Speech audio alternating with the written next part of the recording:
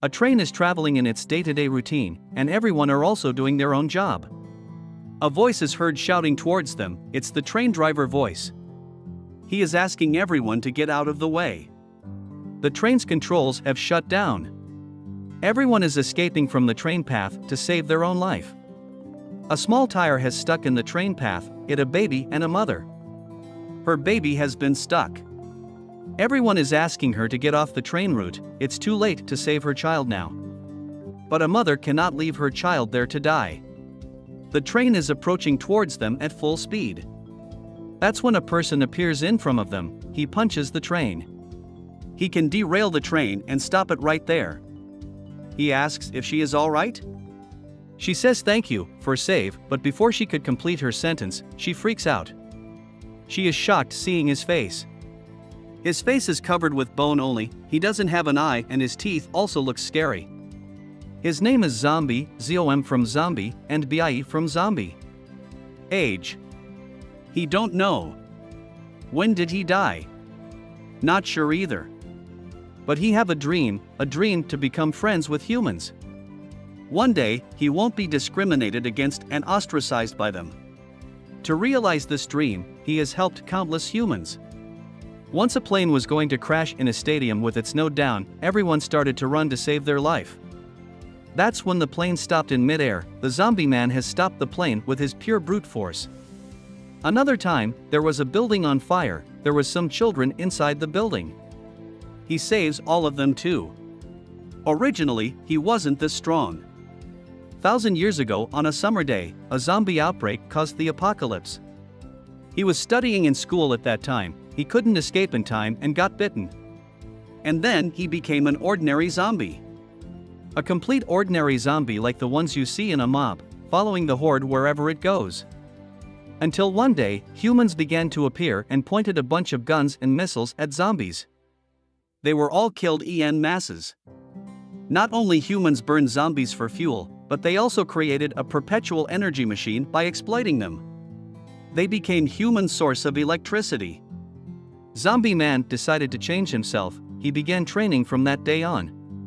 He lifted weights, ran, swam, and jumped around every day. He didn't eat meat, and only ate protein powder for 3 meals a day. Although he was tired, he continued to train even at night. Until one day, he became strong. He was almost invincible.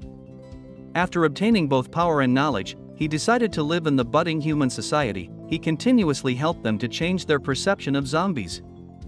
He wants to live as a civilized, law-abiding, and good zombie. Zombie man opens the fridge, but the food is all gone. He decides to go shopping. He has arrived at E-House supermarket. The shop lady asks him, "Isn't it uncomfortable to wear that mask all day?" He says it isn't at all.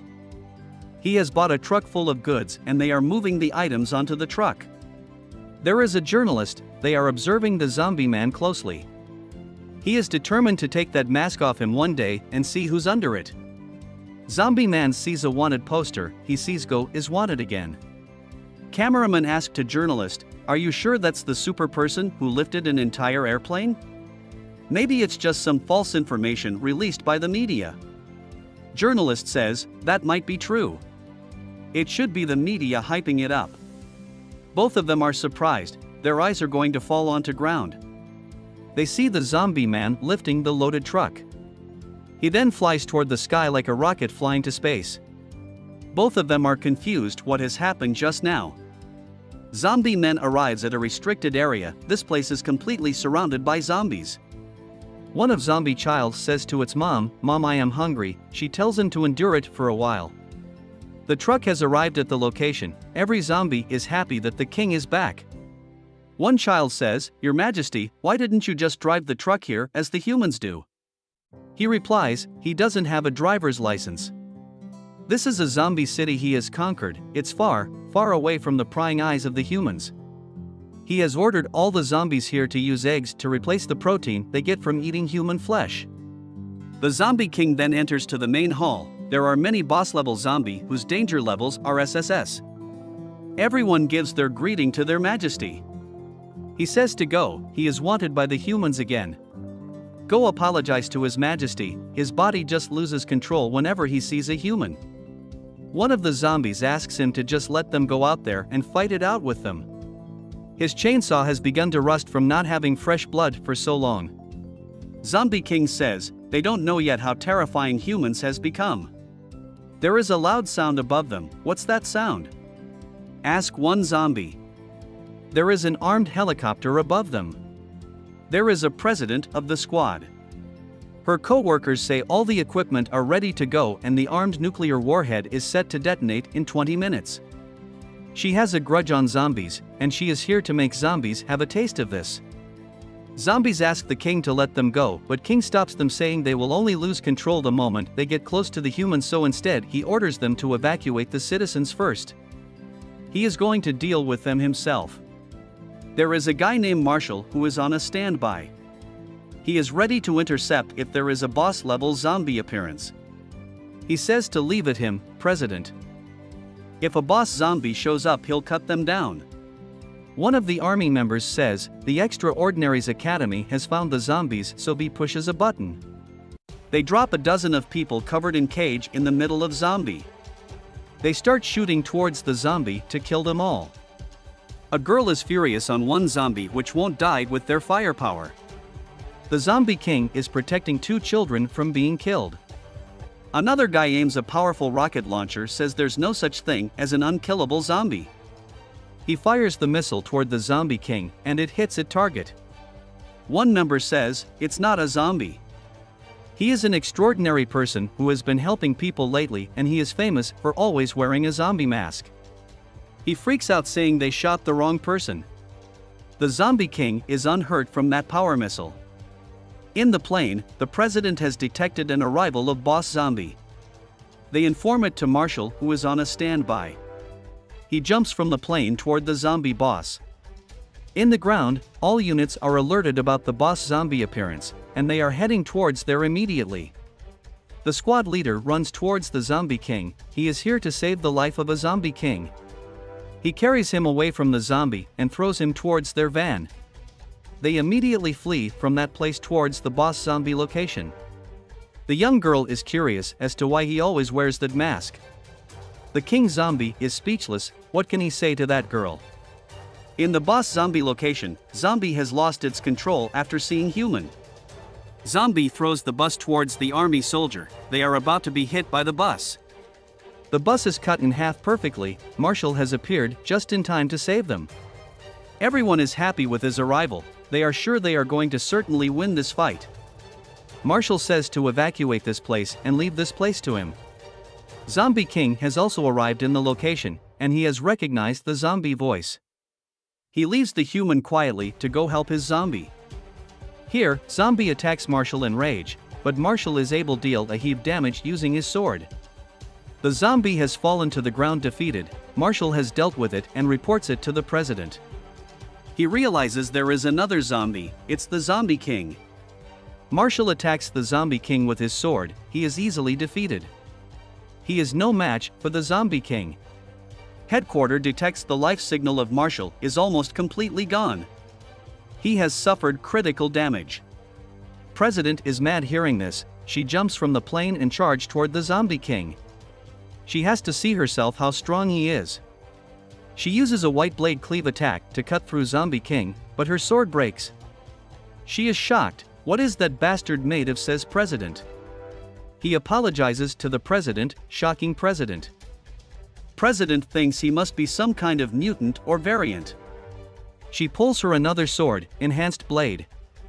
Zombie Kings don't want to fight but talk. President is not ready to hear anything, and he can go talk to Yama after he dies.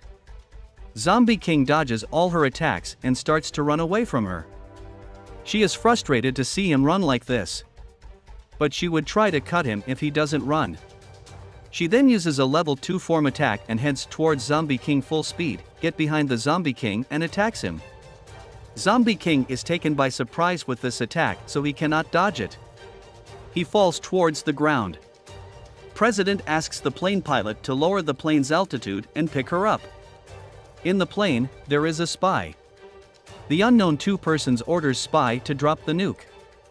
He presses a red button which drops the nuclear warhead toward the city. They caught the spy, and they inform everyone to stop celebrating, the nuke has already been dropped.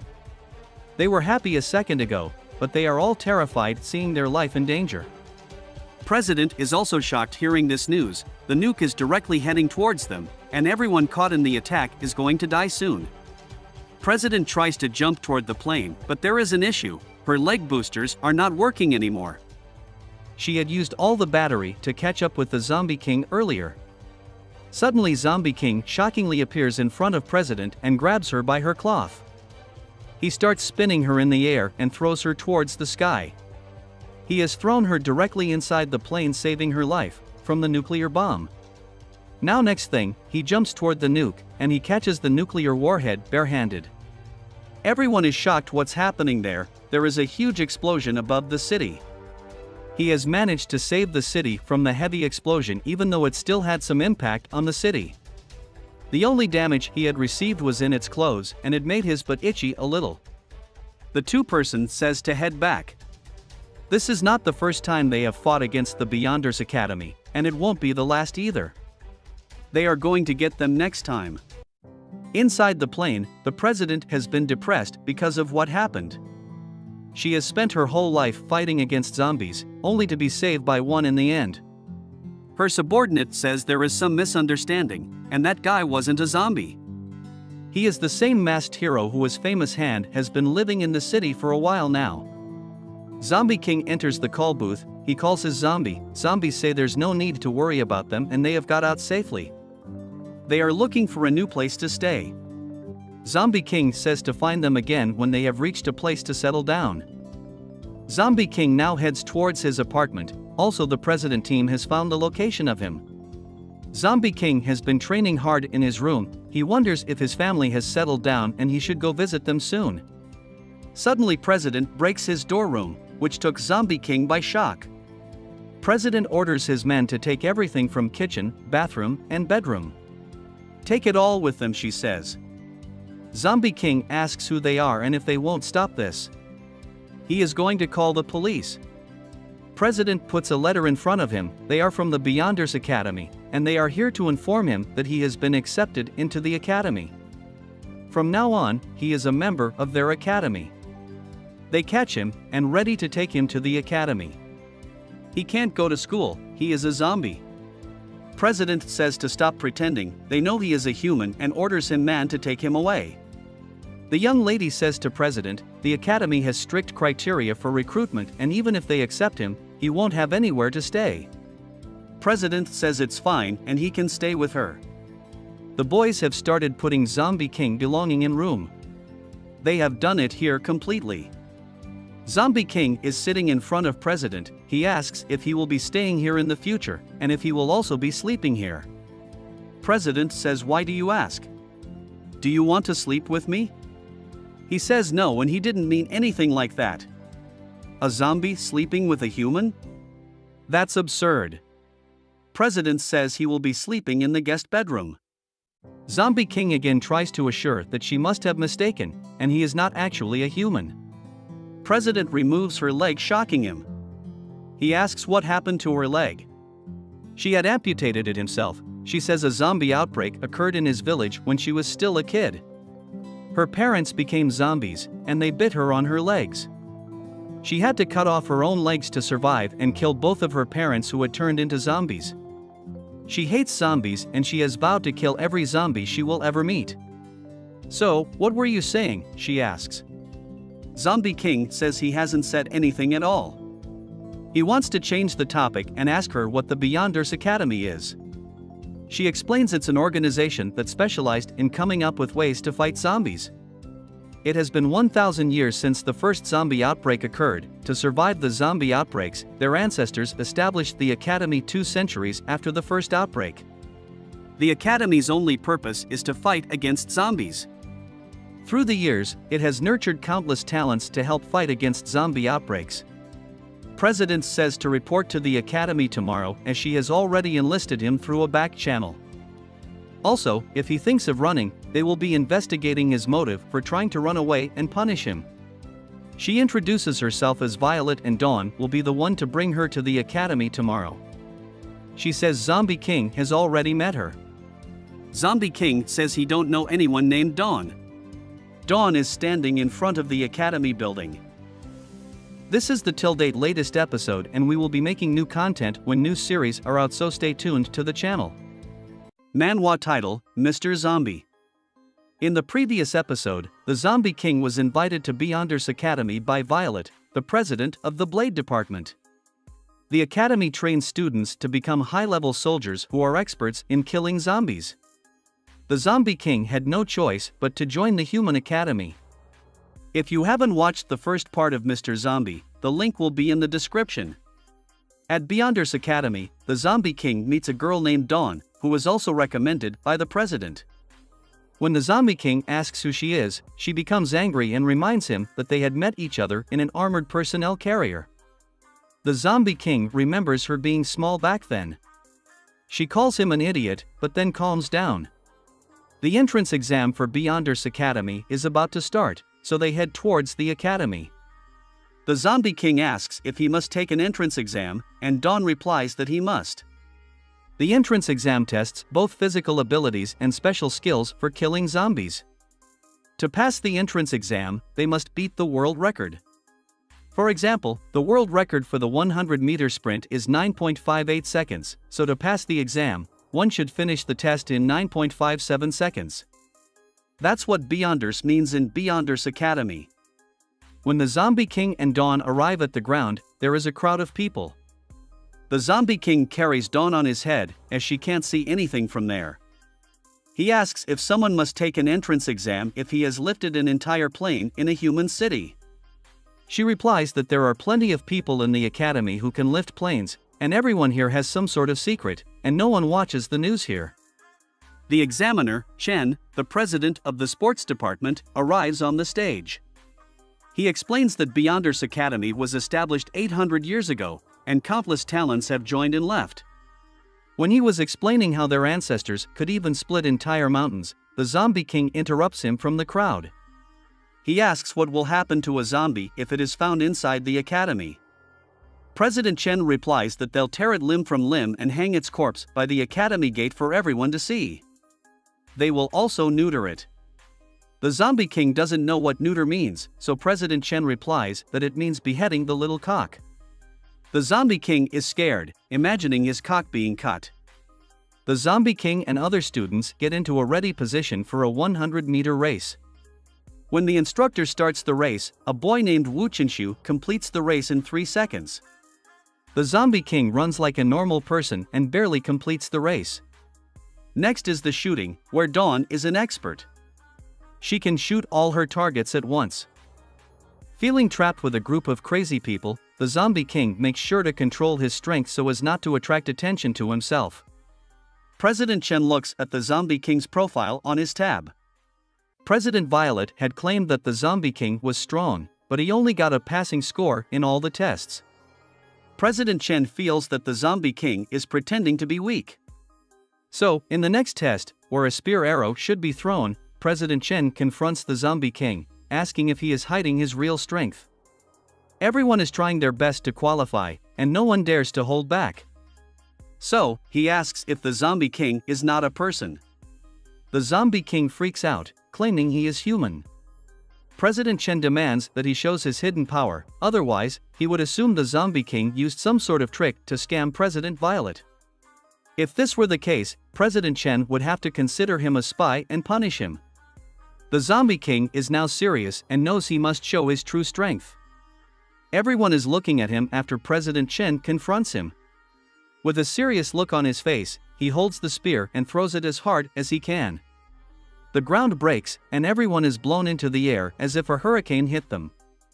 The Zombie King's spear reaches the moon, making a big hole in its center, cursing him for making it an asteroid now. Everyone is shocked to see his true strength, and everyone believes he is too strong. Dawn explains that he could become a president. With the authority of a president, one can command any army of troops, tanks, aircraft, long-range cannons, and even have access to nuclear warheads.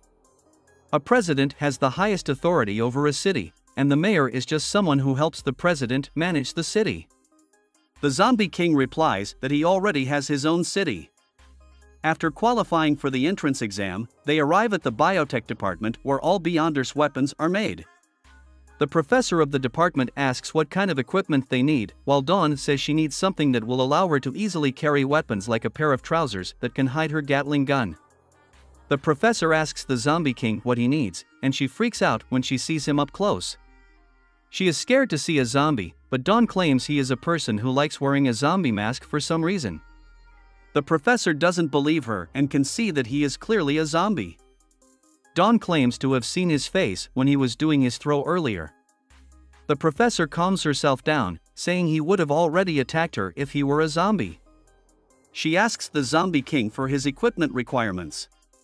He doesn't know anything he could ask for, so he instead asks her for a set of clothes that won't rip because whenever he goes out, he somehow always ends up going home naked. Somewhere inside Beyonders Academy, a boy who was defeated by the Zombie King explains to the president how he was super strong. When he charged towards the Zombie King, his entire vision turned dark, and the very next second, he found himself already hanging on top of the lamppost. The president asks if he is stronger than President Violet, and the boy claims that he is. The president asks for his name, having something on her mind. The boy wishes the Zombie King all the best for upcoming trouble. Her name is Zhang Lanqi, and she is the president of the sword department. The competition between the sword and blade departments has been passed down for generations, and both sides would use unscrupulous means to poach people from the other. The competition has gotten so fierce that if the other side has even one more member than their own, they would rather give birth to the extra member themselves than be weaker than their opponent. In a Zombie King class, a professor explains the habits of a zombie and how they have found out zombies love eating eggs besides eating human flesh. The professor is teaching how the students can use zombies' likes to their advantage when setting up traps. Seeing the Zombie King taking notes constantly, Dawn asks what he is doing. The Zombie King replies that he is writing notes so he can share them with his family, making her feel confused. In the middle of class, an announcement was made, and everyone was asked to assemble immediately at the gymnasium. Once everyone had arrived, President Violet appeared and ordered everyone to remain quiet. Zhang, the president of the sword department, was also present. She noticed the Zombie King and couldn't tell how strong he was just by looking at him. The guy next to her asked if he should go over and test him, which President Zhang accepted. As they were going to test the Zombie King, the door to the gymnasium opened and a man with his bodyguards appeared. He was the chief and everyone bowed their heads towards him. He is also the president of the Mechanical Lifeform Department. The boy asked if they were not going to test the Zombie King, but President Zhang said that the chief was more important now and left the Zombie King. The chief praised President Violet for her hard work, and the Zombie King found their atmosphere to be weird. He wondered if there was something going on between them. The Zombie King asked if the chief was powerful, and Dawn explained that the chief was an evolved version of humans and the only one who survived among thousands of test experiments. She also explained that the city his department controlled had over 50 million people. During his 10-year presidency, not a single zombie had appeared in the city he controlled. Even if a single hair of a zombie was found, he would exterminate the entire area until it was sanitized, which scared the Zombie King. When the chief reached the stage, he ordered his man to start the projection and showed them a spy they caught a few months ago. It was the same spy who had dropped a nuclear warhead on the Zombie King. The chief explained that they should immediately kill the spy, but they had intel that he was a close subordinate of the traitor, Professor Jamie, who had ordered the spy to drop the nuclear warhead. The Zombie King realized that the original target was not the zombies, and all the conflicts were because of fighting among themselves. Some people just wanted to watch the world burn. The chief explained how they had tried countless methods to get the spy to talk, but nothing had worked till now. None of their methods could make him talk, so the chief was asking everyone in the gymnasium to help them make him talk about the whereabouts of Professor Jamie. He offered anyone who could make the spy talk to make them a vice president. Everyone was motivated to get a chance to become a vice president, and everyone was ready to try. After 2 hours of fruitless efforts, the freshmen began to turn desperate. At first, the methods were more normal, but they slowly turned much more unorthodox. Everyone tried everything that came to their mind. Dawn asked the Zombie King's opinion if he could make him talk. The Zombie King replied that he could even make the spy sing, shocking Dawn once more. She called the chief, saying that her friend had a way, and the chief gave him a try. Dawn knew the Zombie King liked to keep a low profile, but he suddenly stepped out, confusing her. The Zombie King thought about his subordinates being very obedient to him, but they had started to randomly lose control for some reason, and maybe the spy could explain it. He entered the room where the spy was being held, and the spy told him to give up, as he was not going to betray his brother. The spy also said that there was no use sending someone like him there. The Zombie King cut his hand and the spy laughed, telling him to use more strength if that's all he can do. Unbeknownst to the spy, the Zombie King had transplanted a virus inside him that took control of his brain and made him follow his commands. The Zombie King ordered the spy to stand up, and he complied, shocking the president, Dawn, and even the chief. They were amazed and shocked at his ability to control people's minds. The Zombie King asked the spy his name, and he replied Shao Kai. The Zombie King asked if he knew most things about Professor Jamie, and he replied that he did. The Zombie King then asked why zombies were going berserk, and the spy revealed that they had dropped a medicine created by his brother onto the city. If zombies ate the medicine, they would go crazy, and they could even control them to a certain extent. They used zombies to attack humans and collect data on the Beyonders Academy. When the Zombie King asked why they were doing this, the spy replied that he didn't know, but his brother said he was doing something great. His only role was to gather data on the members of Beyonders Academy. With further interrogation, they discovered that Professor Jamie was in a secret base about 500 meters below H City. The Zombie King ordered the spy to turn around and revealed that he had placed a virus inside his brain. He could trigger it to make him commit suicide. Meanwhile, inside Professor Jamie's lab, they had already received intel about the spy's confession regarding their position. Professor Jamie instructed them to continue their work, and he wanted them to come looking for him since his experiments were almost over.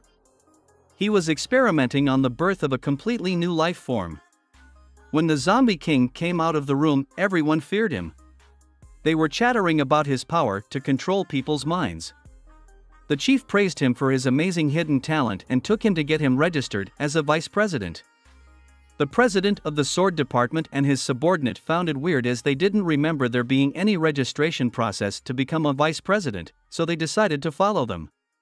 The chief took the Zombie King to an abandoned industrial area, and the Zombie King asked if this was the place he would be taking over. The chief asked the Zombie King when he learned to speak human language. The Zombie King asked if the chief was talking to him, and the chief replied by shooting a laser weapon towards him from his hand. The chief could blow the Zombie King's head, and the president barely managed to dodge the chief's attack. President Zhang recognized the chief's tachyon cannon attack that could disintegrate all matter. The chief had known the truth about the Zombie King from the beginning and successfully blasted his head off. Once a zombie loses its head, it loses all ability to move. In a flash, the Zombie King countered the chief, and with great speed, he pushed him, pinning him to the wall. The chief's bodyguards attacked the Zombie King, but they were no match for him, and he disintegrated them in a second. The chief managed to escape from the Zombie King, unable to believe how he was still able to move without his head. President Zhang and his subordinate also saw the Zombie King without his head, shocking them both. The Zombie King attacked the chief, but he managed to dodge and counterattack with his cannon. The Zombie King also managed to dodge his attack, and the chief wondered how he was still so fast without his head. President Zhang said that the chief was about to get serious, and men like him like to show off with big, flashy moves. They decided they should move a bit further away. The Zombie King shocked everyone by regenerating his head. He wanted to talk and didn't want to hurt the chief. The chief thought that the Zombie King wanted to control his mind too, so he removed his clothes and called his model one. He equipped himself with the robot armor since he was a mechanical lifeform and didn't want to talk to the zombie. The chief attacked the Zombie King, claiming that the Zombie King was the first zombie to witness this form and he should feel honored. He punched the Zombie King, sending him flying in the sky, and attacked him in midair. The Zombie King received a lot of beating in the air, and the chief finally threw a powerful punch that made the Zombie King hit the ground hard. The chief then used his powerful attack, which was more powerful than before, to disintegrate the zombie king into dust. The chief believed that the attack should have killed the zombie king, but he couldn't believe his eyes when he saw the zombie king walking without taking any damage. The zombie king was also furious with the chief after what he had done. His hair had grown back, and he had completely changed personality. The zombie king that wanted to talk was now going to rip the chief apart. The sky was starting to be covered with clouds, and a tornado started appearing in the sky. Everyone could see something was wrong with the sky but wasn't sure why. President Zhang was scared, and she could feel the tension in the air. In a scary tone, the zombie king asked the chief how he wanted to die. He had given him enough chances to settle this peacefully with a talk. Seeing his personality take a 180-degree turn, everyone had started to get afraid of him. The chief said he had never felt threatened by anyone and challenged the zombie king to try. President Zhang started to leave the site immediately. They had never seen a zombie like the zombie king. When they were escaping, they barely managed to dodge the chief flying towards them with his limbs and legs torn apart. The chief called Model 2, 3, and 4 for reinforcement, but they were instantly disintegrated by the zombie king. President Zhang and the chief were caught in the blast and landed on a rooftop. The chief asked President Zhang for help to kill the zombie king, but President Zhang scolded him for provoking him in the first place. All they could do now was split up and run. The zombie king was still not satisfied and wouldn't let them run away. President Zhang saw the zombie king about to do something and wondered what he was planning. The zombie king attacked the ground, and the ground started to move up in the air, stopping everyone from escaping. The zombie king had split the city in half, upside down. Everyone was shocked, and no one knew what had happened as they could only see the city floating in the air. The zombie king ran towards the chief and caught him by his face, slamming him into the ground. The zombie king asked if he felt threatened now in his hand. Remembering what the chief had said earlier about controlling the mind of a robot, the zombie king said he was part of a human, so he did have a human brain. He injected the virus into the chief's brain and read his mind. The chief's parents died, and he became an orphan at a young age. He underwent body modification until almost no part of his body was human. The zombie king claims chief to be miserable and feels more like an undead than a zombie. For him, staying alive is more painful than dying. His mood is ruined as he watches his past and he lets the chief fall from the sky, but President Zhang barely manages to catch him, saving his life. After the incident, he heads to his academy room, scared that he lost control of his emotions again and how scary becoming like that is. He tells himself that he is a good and kind zombie, hurriedly packing his clothes and saying goodbye to humans as he exits the room. President Violet appears behind him, asking where he was going. The zombie king doesn't want to silence a witness but apologizes and runs towards her to attack, but stops after seeing a paper. These are papers promoting him to the position of vice president, and from today, he is officially a vice president of the Beyonders Academy, shocking himself. He asks President Violet if it's really the chief's signature on it, and if he didn't say anything. President Violet says that it is the chief's signature and that the chief said he was a very good human. In the hospital bed, President Zhang is shocked when he finds out that the chief had promoted the zombie king to vice president, even though he knows that the zombie king is a zombie. The chief says it was never about whether he was a zombie or a human, but he needs the zombie king's strength if he wants to catch Professor Jamie. President Zhang asks what will happen if the zombie king goes berserk again, but in his opinion, there is nothing they can do about it. The chief asks if President Zhang has made all the arrangements, and she replies that she has. The chief thinks that this time, he will erase all traces of Professor Jamie for good. In the zombie hideout, a zombie has received intel that the boss is being held hostage inside a human city. The zombie king's subordinates ask what they should do, as he is their only support in the world. Every zombie wants to kill the human and save their king. The zombie in a coat says that if they are stupid, does the king need his help, but they can't stop them except for the king. On the battleship, everyone has received a direct order from the command center to catch Professor Jamie, regardless of the price. The zombie king has also arrived in an abandoned place, where he is greeted by the 56th Regiment. The 56th Regiment reports for duty and greets their new and almighty leader, Vice President Zombie. They explained that they are part of the Central Command's 4th Division, the 56th Regiment, and from today onwards, they will be listening to the Zombie King's orders. There are 12,000 people in the 56th Regiment and they ask the Zombie King to confirm it. The Zombie King is speechless seeing his army. In the previous episode, the Zombie King was chosen as the vice captain of Beyonders Academy, and he was given command of the 56th Regiment, consisting of 12,000 army members who would only follow his orders. Continuing the story, the Zombie King decided to test the loyalty of one soldier. He asked the soldier if he would obey any command, even if it meant taking his own life. To the astonishment of the Zombie King and Dawn, the soldier pulled out a grenade and detonated it, despite the Zombie King's attempts to stop him. At that moment, someone stood on the tip of a tank, underestimating the Zombie King based on his appearance. Two men jumped down and confronted the Zombie King. They were from the Stainless Steel Academy, located next to Beyonders Academy, and had been sent to assist in capturing their target. Dawn was shocked to recognize them as President Bang and Vice President Choi, the heads of the Steel Blade Department. Meanwhile, on a battleship, Chief Gang of the Stainless Steel Academy questioned why he had been given orders to help with Beyonders Academy's internal affairs. While he didn't mind assisting others, he couldn't understand why the chief would promote a newcomer like the Zombie King to vice president and assign him to such a crucial strategic position. The president explained that he was here to offer support and, as an outsider, he had no authority to question the chief's decision. The chief, in response to Chief Gang, claimed that the Zombie King had been selected because he could defeat him until he wets his pants. Chief Gang challenged the chief's bluff, reminding him that he was stronger. Meanwhile, in the enemy base, two men stood monitoring the situation on the monitors. One of them informed the head, Faye, that the army had arrived in the city and completely surrounded them. Faye ordered the release of the zombies, and with the press of a button, they were set free. On the screen, Faye noticed that some unique zombies had mixed in with his own.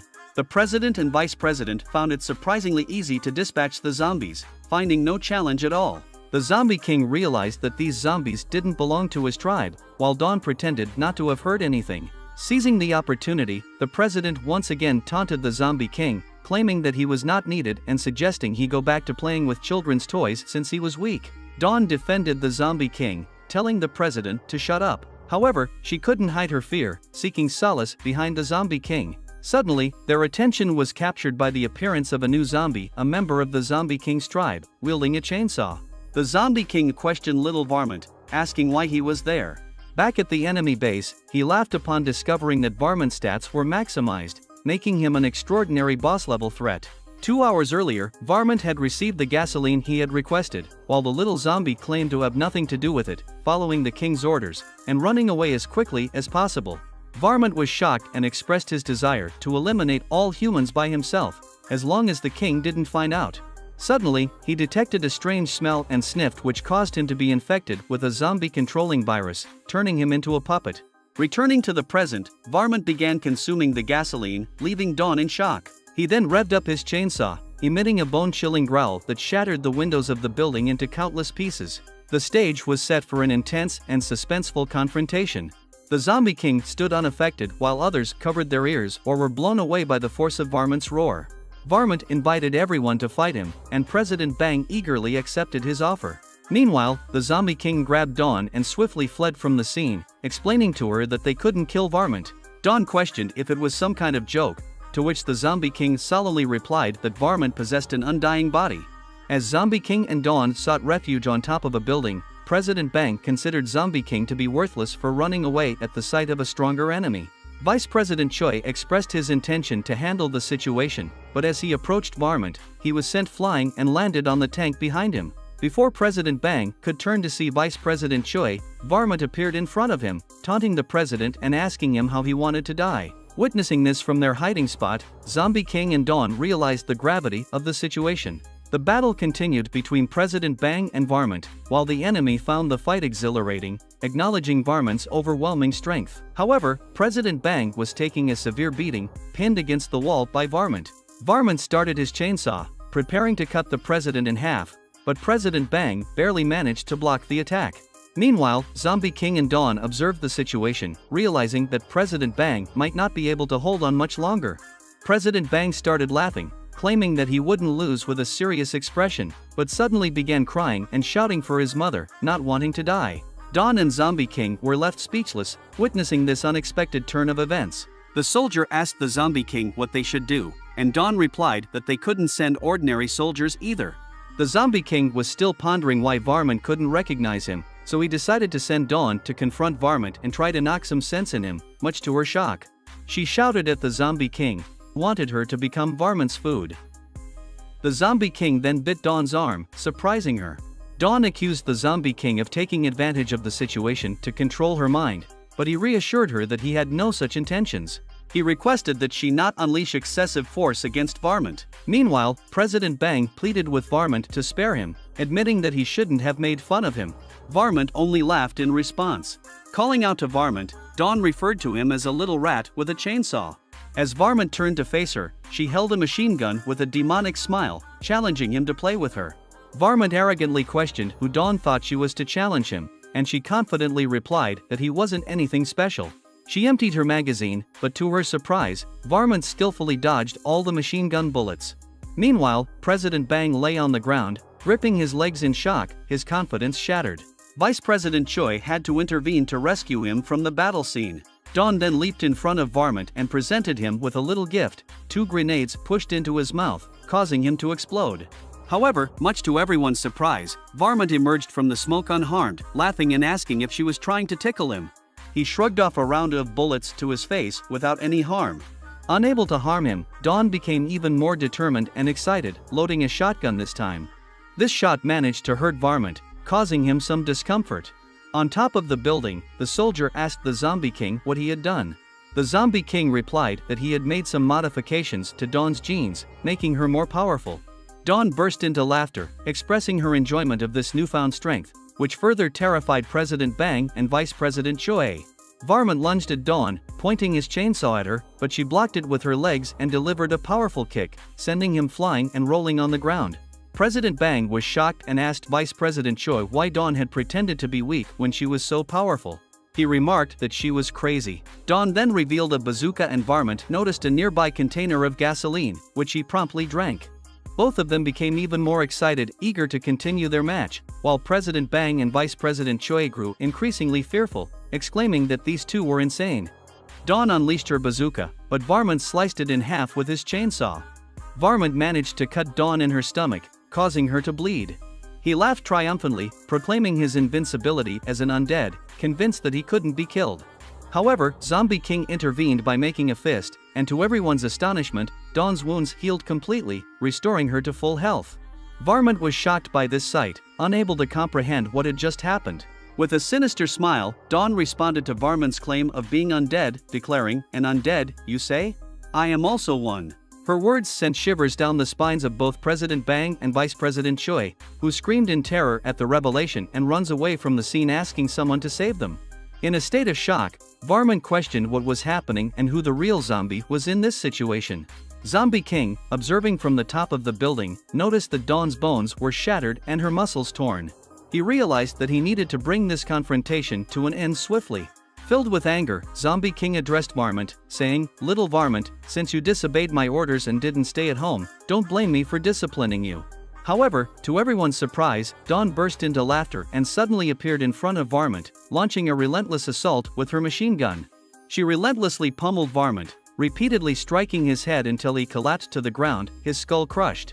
Unable to withstand her onslaught, Varmint surrendered, pleading to be allowed to return home immediately. This left Zombie King and the enemy watching from the base speechless.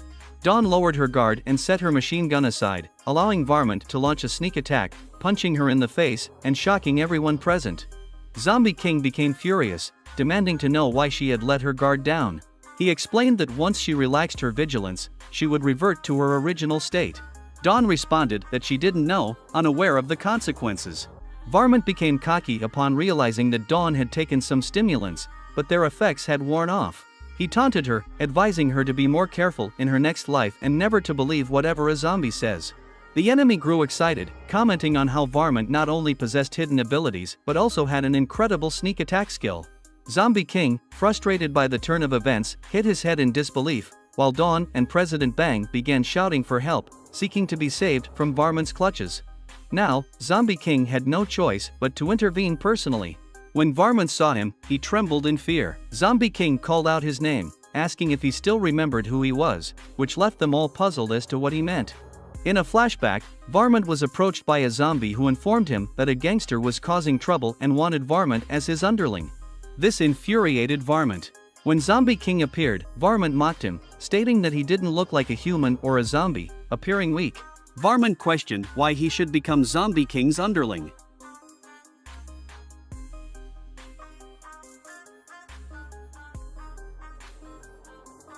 As Zombie King approached Varmint, the latter trembled in even greater fear. Varmint recalled a past encounter with Zombie King, where Zombie King gripped his mouth tightly, demanding to know what was wrong. In response, Varmint apologized. Zombie King declared that he would show Varmint why he should follow him and exerted such force on Varmint's mouth that his eyes nearly popped out, leaving Varmint almost collapsing to the ground. In the present, Varmint was terrified at the sight of Zombie King standing before him. Despite the constant urging from the enemy to fight, proclaiming that he was undead, what the enemy didn't know was that Varmint remembered his past experiences. Due to his undying body, Varmint had been torn into shreds, turned into sashimi, and left to dry on a tree for over 100 years. Varmint firmly refused the enemy's orders to attack, stating that he would never do so. Then, the control button held by the enemy suddenly exploded, and Varmint fled from Zombie King's presence, declaring that he wouldn't fight and that if he wanted a fight, he could face him himself. The enemy was left shocked by what had just transpired, as were Dawn, the president, the vice president, and even Zombie King himself. The Four Eyes were unsure how Varmint had managed to break free from his control. No one had ever done so before, but Faye says to give up on that route. Faye says the army is about to come down. In the sky, a helicopter flew above the city, carrying the president and the chief.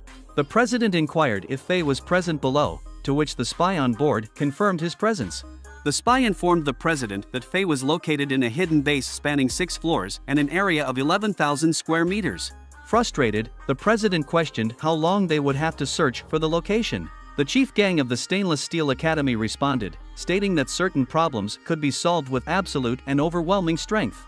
He then leaped out of the helicopter, striking the ground with tremendous force, creating a massive explosion and revealing the hidden base beneath the city. The president scolded the chief, calling him a stupid musclehead and asking if men were incapable of using their brains occasionally. She expressed concern about the possibility of it being a trap. However, the chief of Beyonders Academy confidently replied that in the face of absolute power, all schemes were useless. He jumps from the helicopter himself and left the second line of defense to the president. Upon reaching the base, the army swiftly surrounded the premises and commenced their search for Faye and his subordinate. However, to their dismay, they found the entire building empty, indicating that their targets had managed to escape. Meanwhile, atop a nearby building, Four Eyes relayed the news to Faye that the army had entered the base. Faye wasted no time and instructed Four Eyes to proceed with Plan A. Chief Gang, a member of the Stainless Steel faction, was handed a mysterious blue tube, labeled with the words Zombie King inside. Intrigued, he opened it and read the message contained within: "There's a Zombie King inside, extremely dangerous. Open it if you dare, like a true man." Tempted to take the risk, the chief of the Stainless Steel faction ordered his men to detonate the tube. However, the chief of the Beyonders Academy intervened, advising against any further risks. With Plan A failing to yield results, Faye shifted gears and initiated Plan B by pressing a prominent red button. The button triggered a bomb within the tube, causing a powerful explosion. Faye's laughter resonated through the air as he proclaimed that this marked the beginning of humanity's end, heralding the rise of a new species. He eagerly invited the complete annihilation of human life, even his own. Inside the base, both chiefs observed as the smoke slowly dissipated, revealing the Zombie King, a childlike figure with a milk tube in his mouth. This shocking revelation left them speechless. The chief of the Beyonders Academy cautioned the other chief against hastily judging the Zombie King, explaining that despite his seemingly weak and innocent appearance, he had faced similar situations countless times before. Driven by his impulse, the chief of the Stainless Steel faction launched an attack, slashing at the Zombie King. However, the agile Zombie King evaded the strike. The chief of the Beyonders Academy, foreseeing this outcome, swiftly ordered his soldiers to retreat. Undeterred, the chief of the Stainless Steel faction attempted another slash, successfully cutting the Zombie King in half. Yet, to their astonishment, the Zombie King split into 2 separate entities. Before their eyes, the two halves merged once again, reuniting into a singular, unified being. Now, with Plan B executed successfully, Farais orders his men to unleash a horde of zombies while they serve as a distraction for the president. Thousands of zombies flood the road, creating a menacing sight. Witnessing the impending zombie attack, the president with her striking blue hair decides to confront the horde single-handedly. Drawing her sword, she fearlessly charges toward the zombies, delivering powerful kicks that send them soaring through the air. With each strike, the road is cleared of the once congested mass of zombies. She then expertly maneuvers, using a bending tree to launch herself into the air, and swiftly decapitates any remaining zombies with her sword before gracefully landing on the ground. Her relentless determination turns every single zombie to dust. As she stands victorious, she warns her adversaries that if they believe they can escape through chaos, they had better think again. Observing this display of skill and courage, Farais seethes with anger, berating her as a foolish witch while lamenting the absence of the chainsaw-wielding zombie. Meanwhile, somewhere in the city, a group of zombies races through the road. Among them are two members of the esteemed Zombie King's tribe, diligently wearing masks to shield themselves from the infectious zombie virus. They halt one of the passing zombies to inquire about the whereabouts of the chainsaw-wielding individual. However, the zombie dismisses them rudely, flinging away the poster they had been showing. Clad in a black suit, one of the zombies expresses disdain for these impolite foreign zombies, while a muscular counterpart reveals his fear of the Zombie King's punishment if they fail to find the chainsaw-wielding figure before their king does. In response, the zombie in the black suit confidently asserts that they will indeed locate the elusive varmint. Back at the base, the chief finds himself at a loss, unsure of what to do, while the taunting zombie continues to provoke him. Together, they launch a coordinated attack against the relentless undead creature, only to find their strikes futile. Even when they manage to inflict wounds, the zombie effortlessly splits into two and seamlessly rejoins its divided form. Growing increasingly frustrated, the chief challenges the zombie to face him as a true warrior. Surprisingly, the zombie takes the proposal to heart and retrieves a milk tube, initiating a startling transformation that unveils her true form, a fearsome female zombie queen. Both chiefs stand in shocked disbelief, unable to comprehend the source. In her noble form, the zombie queen gestures for them to come and play with her. Stainless Steel's chief, fueled by determination, declares his intention to shred her to pieces and launches a ferocious attack. However, with a mere flick of her finger, she effortlessly halts his assault. Desperate for aid, he implores Beyonder's chief to join the battle. Motivated to defend his comrade, Beyonder's chief reveals his true form, only to be swiftly met with a powerful kick to the face, sending him hurtling through the air. The impact resonates with a thunderous boom, catching the attention of two zombies from the Zombie King's tribe. The muscular zombie contemplates whether they should assist the injured human, while the zombie in the black suit dryly remarks on the perplexing state of the chief's head, reminding his companion that they too are zombies. Now, it is the turn of the battered stainless steel chief, who crashlands in front of the president and her entourage, leaving them bewildered by the unfolding chaos below. Despite his weakened state, the chief manages to convey the presence of a zombie threat, and their gaze turns upward to spot the zombie queen perched atop a bridge, yawning nonchalantly. Meanwhile, on the other side of the city, the aroma of sizzling chicken wings fills the air as the president, vice president, Dawn, and the zombie king enjoy a moment of respite. President Bang kindly offers the zombie king some tea, to which he casually remarks that it tastes a bit dry. President Bang promptly orders the army to summon an aircraft and have the finest tea delivered immediately. As they relish their meal, the sound of the zombie queen catches the attention of both the zombie king and Dawn. Aware that this adversary possesses an unfamiliar aura, the president and her companions decide it is time to unite and prepare to face this formidable foe. Meanwhile, the zombie king senses that something is amiss, prompting him to rise from his seat and declare his intent to confront the situation alone. In the previous episode, a truce was called, and President Violet and Zhang Lanke joined forces to fight the formidable zombie queen. Meanwhile, Zombie King and Dawn were drawn to the scene by the explosion caused by the zombie queen. Curious about the commotion, Zombie King decided to get a closer look at the unfolding situation, continuing the story. Zhang Lanke swiftly hurls her sword at the zombie queen, striking her and leaving a scratch. President Violet follows up with a fierce charge, but the zombie queen effortlessly kicks her in the face, sending her stumbling. The queen praises Violet's speed, but her kick proves ineffective against the formidable foe. Undeterred, Violet regains her balance and retaliates with a powerful kick to the zombie queen's face. However, the attack barely phases the queen, who mocks Violet for her lack of strength. Realizing the urgency of the situation, Violet quickly leaps away from the zombie queen to create some distance. Meanwhile, Zhang Lanka continues her offensive, slashing at the zombie queen multiple times with her sword. However, the queen effortlessly evades all of her attacks. Chief Gang watches the intense battle from a distance, instructing Violet and Zhang Lanka to hold the zombie queen back while he prepares something. With Chief Gang's backup on the way, his body undergoes a transformation, donning an impressive new armor suit that resembles a samurai's armor. This is the Heart of Steel Arc 1, complete with built-in swords. The zombie queen finds the new suit intriguing.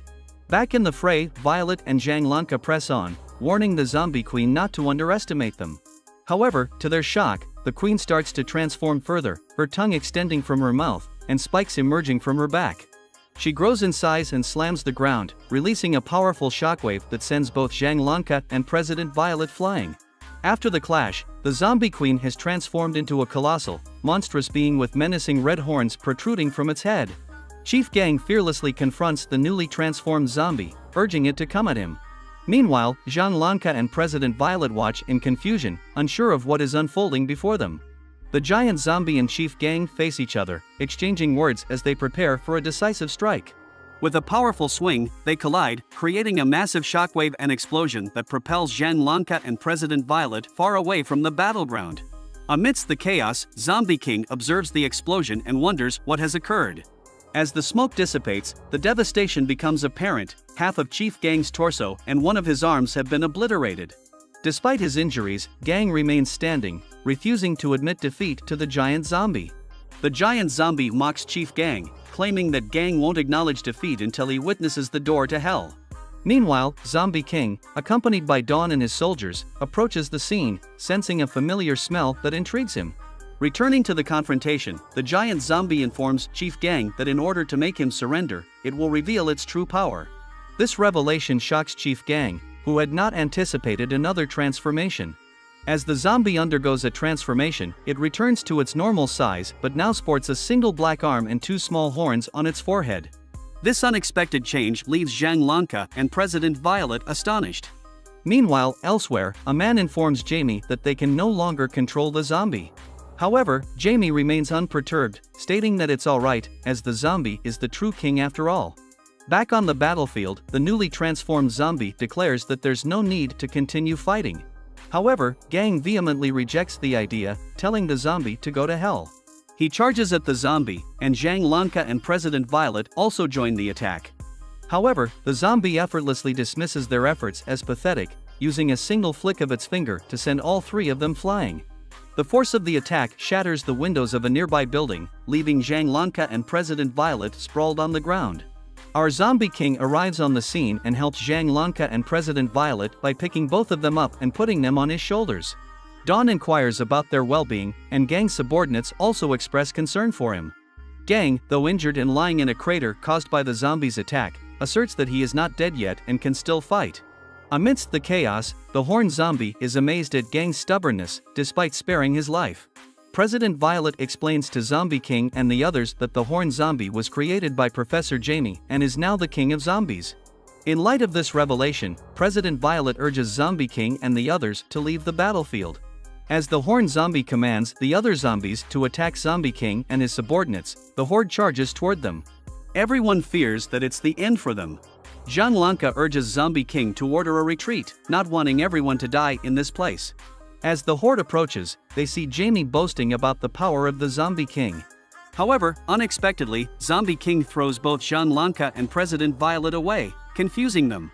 Suddenly, Zombie King yells at the approaching horde of zombies to scram. His commanding voice instills fear in all the zombies, causing them to freeze in their tracks. The Horned Zombie is bewildered and demands to know who Zombie King thinks he is. In response, Zombie King undergoes a transformation and questions the Horned Zombie about his title as the Zombie King. He confidently walks toward the Horned Zombie, and as he does, other zombies gather below him, forming a giant mountain of themselves. Perched on top of the towering mass of zombies, Zombie King reveals a new face that leaves everyone astonished. The Horned Zombie, unable to speak, is shocked by this revelation. Zombie King teases him, asking if the cat got his tongue. This new appearance of Zombie King amazes everyone. Amidst the astonishment, it is revealed that Zombie King is, in fact, a fellow zombie, which causes Gang to scream, questioning President Violet about how they allowed a zombie to become their vice president. President Violet dismisses Gang's concern, stating it's none of his business. The Horned Zombie suggests that the survivor of their battle shall be named the King, to which Zombie King agrees. A tense confrontation between the two formidable zombies now looms ahead. As the Horned Zombie challenges Zombie King to attack, Zombie King invites him to do so. The Horned Zombie swiftly punches Zombie King, but to his surprise, the punch doesn't even make Zombie King flinch. Zombie King jests, asking if the Horned Zombie hasn't eaten properly. Before the Horned Zombie can comprehend, Zombie King counters with a powerful punch, advising him to eat first before attempting another attack. The force of Zombie King's punch creates a shockwave that sends everything and everyone in the vicinity flying. The Horned Zombie is propelled across the country and crashes onto a warship, causing panic among the soldiers on board. Meanwhile, Jamie is shocked to discover that Zombie King is also a zombie. The Horned Zombie, despite being sent flying, smiles, feeling the thrill of the encounter. In Faye's base, one of the subordinates informs Faye that they cannot analyze the new zombie who appeared in the city. The Horned Zombie, underwater, approaches a submarine and lifts it out of the water, launching it into the city where Zombie King and others are located, which lands on top of the Zombie King. Dawn and President Violet are astonished to witness a submarine flying through the air and suggest relocating to a safer place. Elsewhere, Blackie and Go are together. Blackie is attempting to weld and fix Chief, but Go tells Blackie to stop welding. Blackie asks what had happened, and Go tells Blackie to look somewhere. We see Chief thinking that Go and Blackie are morons, as they cut all the parts that needed to be welded and welded all the parts that needed to be cut. As Go looked on, he recognized the unmistakable aura of the Zombie King. Suddenly, a powerful beam of energy shot forth, and from it emerged the Zombie King, breaking out of the submarine with a long wire in hand. Dawn was shocked by the sight, but the Horned Zombie was amazed by the Zombie King's display of strength. The Zombie King wasted no time, swiftly charging toward the Horned Zombie and deftly tying a rope around the creature's neck. The gang was taken aback, questioning if the Zombie King could really be a zombie. The Horned Zombie attempted to flee, but the Zombie King pulled him back with the wire, demanding to know where he thought he was going. With a forceful kick to the face, the Horned Zombie's face was obliterated, sending him soaring into the sky. Though injured, the Horned Zombie defiantly claimed he could do the same, trying to pull on the wire, but the Zombie King ripped it away before he could. The Horned Zombie crashed to the ground and charged once more at the submarine, causing it to stand on its tail. This feat astonished both Gang and his friend, but the Zombie King wasted no time and charged straight at the Horned Zombie. The Horned Zombie retorted that he wasn't running, just trying to change location. Their clash caused a massive explosion, sending the Zombie King hurtling toward the warship. Landing on the deck, the Zombie King stood tall, leaving the ship's crew baffled and one soldier suggesting it was a human. The soldiers soon realized they were facing a formidable zombie and hastily evacuated the ship. The Zombie King taunted the Horned Zombie about his penchant for throwing things around. The Horned Zombie told Zombie King could also do the same if he wanted and questioned the Zombie King's abilities to throw things. In another part of the city, Chief was being shown the ongoing battle by Go, witnessing the submarine still suspended in the air. Chief Gon scolded Blackie and Go, warning them about Professor Jamie's unparalleled genius among humans, a once-in-a-century brilliance. Chief emphasized that each of Jamie's experiments had the potential to transform an ordinary person into an invincible weapon. He urged them to leave immediately. However, before Chief could complete his sentence, Blackie interrupted him, defiantly declaring that no one could defeat their king, not even a god. The Chief was taken aback by Blackie's unwavering faith in the Zombie King. Meanwhile, back at the warship, the Zombie King displayed incredible speed, disappearing and reappearing before the Horned Zombie's eyes. The Horned Zombie marveled at the Zombie King's newfound speed and commented on how the Zombie King had become much more faster, but before he could react, the Zombie King delivered a devastating punch, sending him hurtling into space. As the Horned Zombie tried to orient himself, he was stunned to witness the warship hurtling towards him, launched by the Zombie King. The impact of the warship crashing into the moon caused the lunar surface to crack and left the Horned Zombie stuck between the moon and the warship, leaving everyone in awe of the Zombie King's overwhelming power. Undeterred by the destruction, Dawn confidently asserted that there was no escape, as it will be useless no matter what they do. The Zombie King landed on a soldier's raft, and as everyone marveled at his display of power, they witnessed the Horned Zombie emerge from between the warship and the moon, vowing that he was not finished yet. He charged at the Zombie King with the warship, warning the Zombie King to not get cocky. With a confident smile on his face, the Zombie King swiftly jumps towards the falling warship, skillfully landing on it and breaking inside. The horned zombie follows suit and destroys the warship's nuclear reactor, causing a massive explosion that sends shockwaves through the city. As everyone takes cover, both the Zombie King and the horned zombie survive the blast and land on separate warships. Taunting the horned zombie, the Zombie King challenges him, claiming that the injuries inflicted were nothing more than an itch. Enraged by the taunt, the horned zombie charges up into the ocean, creating powerful waves and extending his arm to attack the Zombie King. He proposes a dark alliance, suggesting they cooperate to rule half of the world each, with their territories off limits to the other. However, the Zombie King rejects the offer, stating that he has no interest in destroying the world. Inside the city, Dawn and others express concern for the Zombie King after witnessing the powerful attack. Meanwhile, Chief Gon advises Blackie and Go to retreat, acknowledging the formidable strength of both the Zombie King and the horned zombie. Blackie, however, defies the chief, revealing that their king can further transform, shocking the chief and leaving him speechless as he looks toward the Zombie King. As the Zombie King confronts the horned zombie about his offer, he firmly states that the horned zombie is not worthy of such an arrangement. He scorns the horned zombie for even considering the idea of sharing power and speaks against the notion of destroying the world or ruling over it, deeming it the pursuit of the weak. In the distance, Dawn wonders what the Zombie King and the horned zombie are discussing, but it's too far away for them to hear clearly. The horned zombie grows angrier at the Zombie King's insults, but suddenly the ground around the Zombie King begins to tremble. Seizing the opportunity, the Zombie King tells the horned zombie that he will only understand through a proper lesson. A remarkable transformation begins as the Zombie King's gray skin fades, revealing a more human-like complexion. His eyes return to their normal human color from their previous black and red state. Witnessing this incredible change, onlookers are left perplexed, questioning what just happened before their eyes. Standing tall on a destroyed building, the Zombie King fixes his gaze on the horned zombie, who can feel the weight of the stare and the pressure emanating from the transformed Zombie King. The horned zombie, overwhelmed with fear and confusion, demands an explanation. Meanwhile, in a different location, Chief Gon falls asleep while being held by Go. He's abruptly awoken by a slap from Go, who directs his attention to the transformed Zombie King, whom they revere as their god.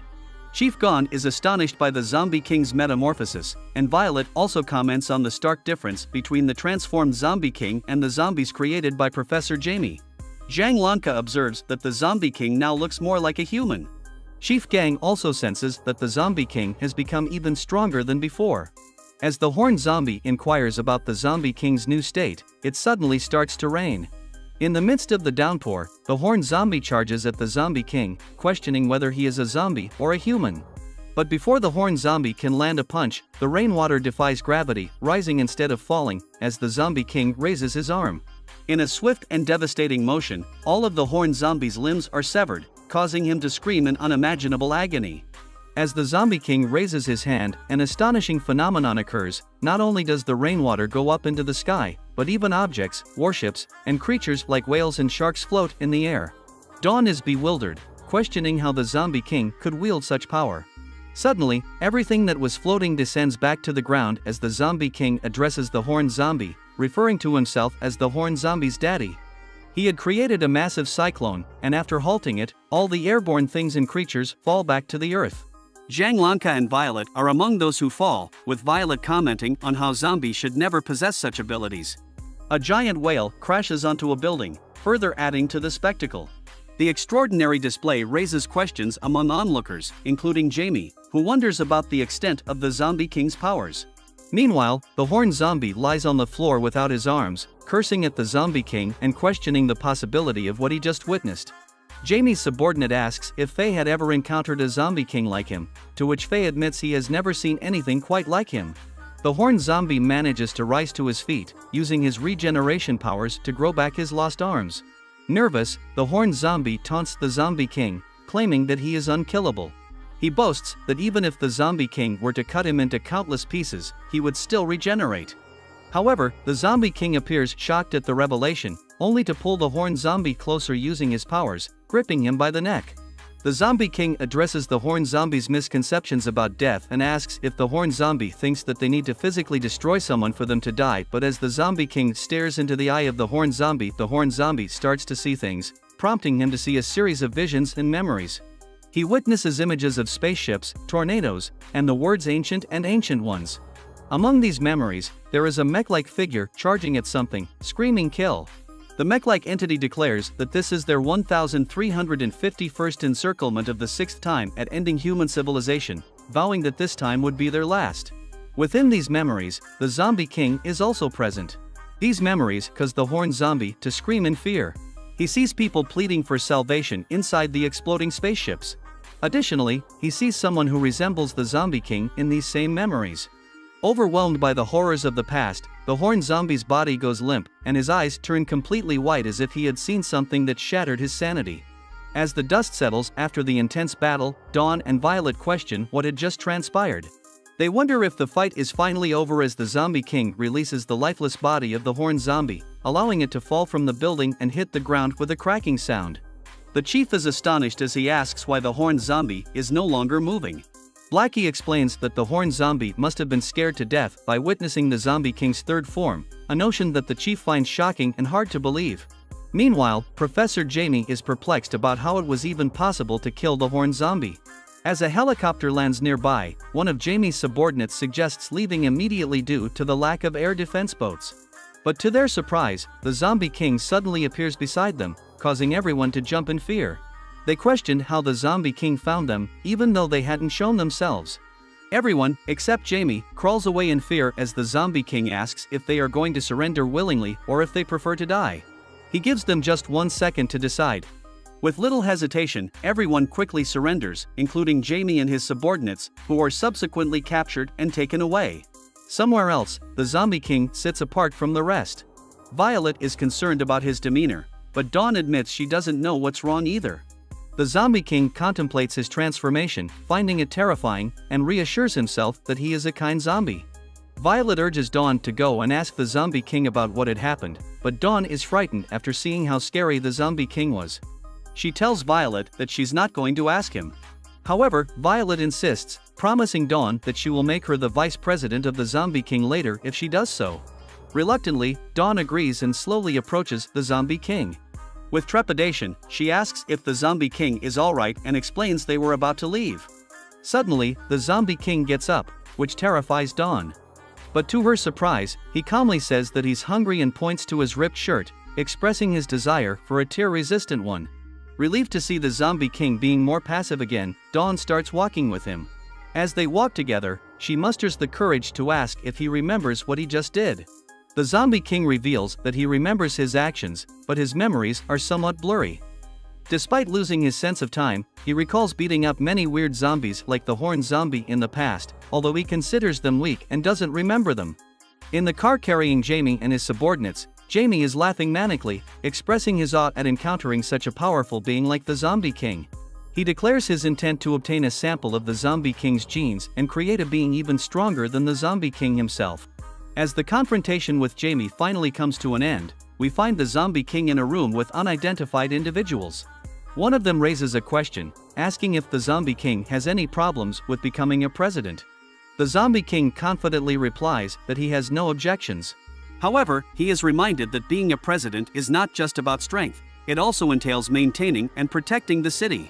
Moreover, if the population of his city doesn't reach 10 million within the given time limit, he will lose his presidential title. The individuals inquire about the city the Zombie King wishes to govern, and he chooses H City, the deserted and uninhabited no man's land. This choice surprises the people at the meeting, and they question how the Zombie King plans to populate a city where not even a single human hair can be found. They emphasize that failure to meet the population requirement would result in him losing his position. Despite the doubts, the Zombie King remains resolute in his decision to take H City. Eventually, the people in the meeting agree to grant him the city. The Zombie King receives an official letter of appointment as the president.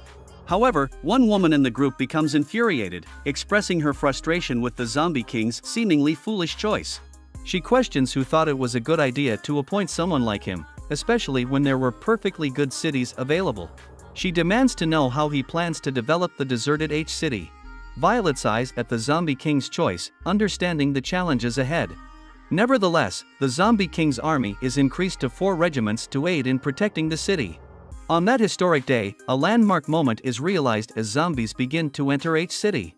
Zombie children marvel at their new home, describing it as grand. One of them even notices the presence of humans around them. As history unfolds, we witness human soldiers assisting the zombies in settling into their new home. As soldiers guard the zombies with guns in hand, the Zombie King observes from atop a building with his subordinates. Blackie reports to the Zombie King that all their citizens have been successfully moved into the city as per his orders. The Zombie King commends Blackie for his good work. Suddenly, the soldiers are given a command to pay attention, which scares a young zombie kid. The child asks their mom if the soldiers will use their guns on them. However, another soldier intervenes, stating that President Zombie King's orders are equal to the orders of God. He emphasizes that the Zombie King's people are considered as important as their own, and it is their duty to safely escort them to their new home. The young zombie kid becomes confused hearing such a thing. Meanwhile, the Zombie King's subordinates express their joy at having their own city now. The Zombie King tells them that sometimes, for a race to prosper, there is no need to wage war on others. Blackie smiles upon hearing the wise words of his king. Some of the subordinates also inquire about what to do with Varmint, who has been hanging for a few months. Varmint is depicted as tied with his limbs bound to two poles with ropes on top of the Zombie Town Municipal Council. In response, the Zombie King advises them to leave Varmint hanging. Varmint, in distress, cries and admits that he was wrong. He promises to be obedient from now on and pleads not to be turned into zombie jerky as we see the zombies thanking the Zombie King for giving them a home. As Violet collides with the wall, causing it to break behind her, she becomes injured and wonders how this happened. In her transformed state, Dawn wears a massive grin, revealing that it was she who sent Violet flying toward the wall during their friendly fight. Violet remarks that it seems like Dawn has two completely different personalities. Dawn laughs, asserting that she can still fight, but before she can say more, Violet swiftly appears behind her. Startled by Violet's speed, Dawn rotates her head to look at her, evading out of fear and inadvertently dropping her sword. Violet questions whether Dawn is still human, but Dawn launches an attack, seemingly intending to shoot at Violet. However, Violet manages to dodge the attack, skillfully avoiding the bullets. Dawn then asks Violet if she believes Dawn can become president now. While dodging Dawn's bullets, Violet charges at her, stating that if Dawn truly desires to become a president, she must demonstrate her strongest skills to Violet. Dawn roars as her cells accelerate through her body. Violet uses a horizontal slash to cut Dawn's weapon, but Dawn questions if she is even trying, wondering how Dawn can use her strongest skill when Violet acts so weak. Suddenly, Violet slashes Dawn in half, but Dawn continues to smile, shocking Violet. Dawn regenerates and reconnects her body, leaving Violet astonished and questioning the fairness of such an ability. Violet quickly jumps back, attempting to create distance between herself and Dawn, and wonders what the Zombie King might have done to make Dawn so strong.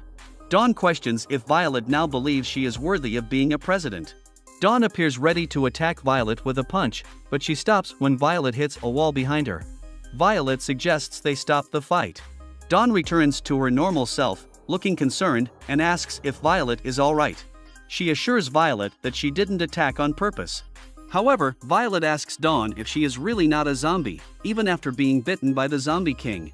Dawn explains that she underwent a full body examination in the lab, and everything, including her cells, was found to be normal with no changes. Violet questions how Dawn was able to rotate her head 360 degrees and regenerate herself. Dawn admits she doesn't know, but she feels no different and can use stimulants to become stronger without any side effects, even after using them for a long time. Violet wears a blank expression as Dawn asks what is wrong with her, but Violet tells Dawn to move aside as Dawn inquires about where she plans to go next. In the previous episode, we saw Violet and Dawn fight, and Dawn was able to overpower Violet using her abnormal ability which was given to her by the Zombie King. Dawn was also able to attach back her body which was cut in half, which shocked Violet, who after losing to Dawn had been heading somewhere. Now continuing the story. We see Violet running somewhere, while Dawn asks her where she is going and what is wrong with her. Violet tells Dawn that it's none of her business.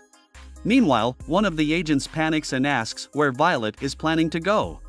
Violet responds that she's heading to H City. Later, we see Violet and the agent flying towards H City on a plane. Upon landing, Violet quickly exits the plane and starts running. Inside the Zombie Town Municipal Council building, we see the Zombie King discussing plans with his companions. He assigns responsibilities. Fur will be in charge of the Azure Flower District, AHGAN will head the city's police department, Lang will head civil administration, and Blackie will oversee the city's treasury. The Zombie King informs Blackie that he must meticulously manage the city's finances, keeping track of every single cent in the treasury. While they are discussing, Violet enters the room, huffing and puffing for air. The Zombie King asks her why she came to H City.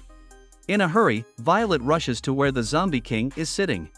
He remarks that she arrived at the perfect time, as he was about to brief her on the current city situation. However, to the Zombie King's confusion, Violet suddenly opens his mouth and places her arm inside, making him bite her arm. After being bitten, Violet quickly thanks the Zombie King and leaves the building. She tells him to do whatever he wishes. The Zombie King is left looking confused. We see Violet leaving the building, with her agent also arriving. The agent questions her about forgetting the spy's information regarding the Zombie King's mind control abilities. They also wonder why Violet allowed herself to be bitten by the Zombie King and express concerns about the possibility of the Zombie King controlling her to do something harmful. Violet responds by saying that if she gains a tremendous increase in strength, the ability to reattach body parts and immortality, she doesn't care about the Zombie King's intentions. As we observe the confused Zombie King trying to comprehend what just occurred, we witness his efforts to reform and develop the city. After assigning tasks to his subordinates, the city gradually begins to function. Zombies are seen opening a zombie fashion store, a zombie hairdresser, and even a zombie real estate agency. They generously provide houses and free decorations to other zombies. Additionally, a scene shows a zombie driving school in operation, while the Zombie King enjoys coffee and gazes out from a building. In another location, we see Inspector Chen examining the information about the Zombie King. She observes that the Zombie King possesses a pushover personality, remarking that there are no notable traits that make him stand out. He seems like an ordinary passerby. Chen expresses her confusion about why Beyonders Academy chose him as a city president. Her co-worker chimes in, asking if Chen has heard what the chief of the Stainless Steel Academy stated. They mention that there are rumors about Beyonders Academy appointing a zombie as a president, specifically referring to the Zombie King. Chen responds by acknowledging the competitive nature between academies and how they often engage in mutual defamation. She adds that she doesn't hold a favorable opinion of the zombie person herself. She asserts that he lacks the qualities of a leader and mentions that determining whether he's truly a zombie or not is something she can investigate firsthand. At the North Pole, a team of people arrives using helicopters and a massive ship. One of the men greets an elderly man addressed as Professor Strange. The professor mentions that he has heard about the discovery of the corpse of an ancient civilization. The man next to him confirms the information, stating that they indeed found a desiccated corpse estimated to be thousands of years old. He informs the professor that they stumbled upon it during their experiments. The corpse was buried 500 meters deep in the ice. They attempted to extract it using a crane. In response, the professor urges them to handle the body with care, emphasizing that if it truly belongs to an ancient individual, this discovery could rank among the greatest in all of human civilization.